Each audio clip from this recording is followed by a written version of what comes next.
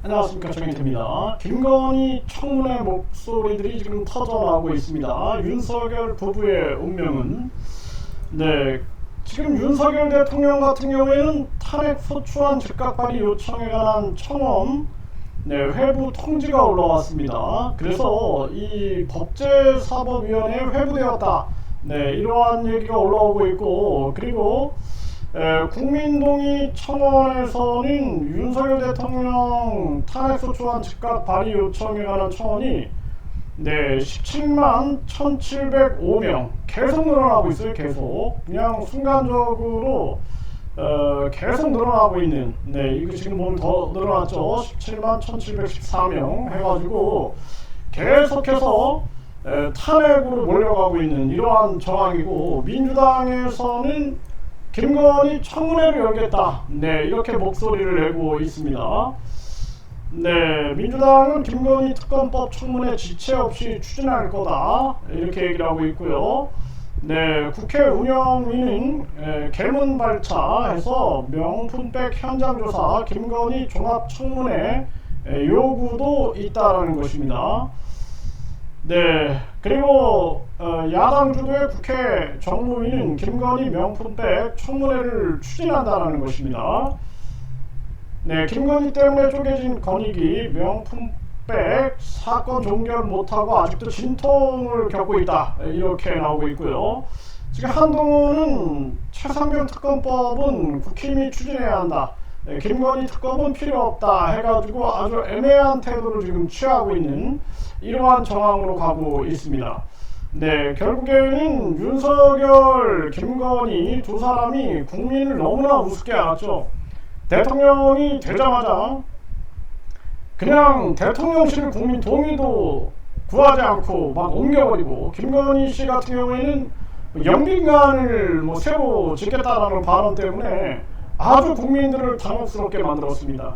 그때가 언제였습니까? 전염병 3년 동안 많은 국민들이 고통을 받았어요. 특히나 서민들이 고통을 받았는데, 그 이후에 윤석열, 김건희 두 사람이 보여준 것은 국민들의 억장을 무너뜨리는 모습이었습니다.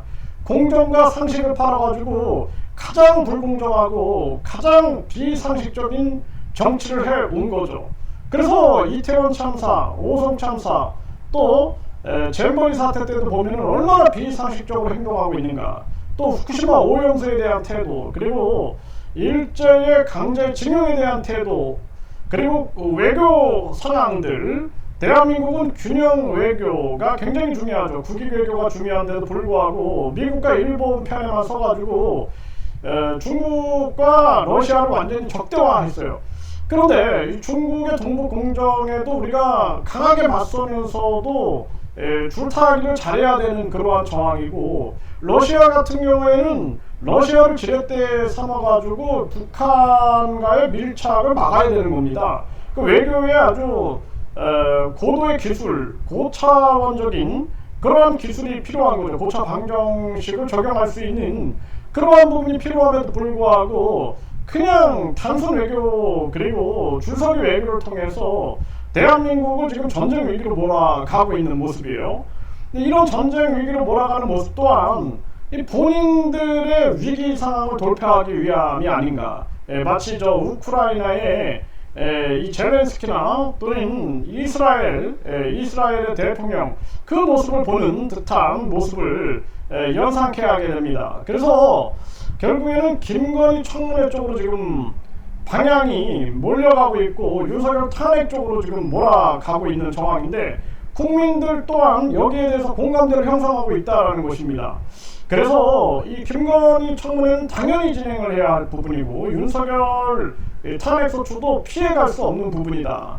더 이상은 안 된다는 거죠. 국민들을 억누르는 정치, 이게 무슨 60년대 70년대 정치도 아니고, 이제는 우리 국민들이 국회 예산 국민 투표 제도를 외치는 시대에 살고 있습니다.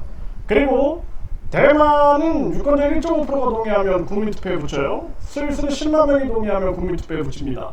이처럼 국민들도 이제는 깨어나서 국민투표 시민 발안제를 외치고 있고요.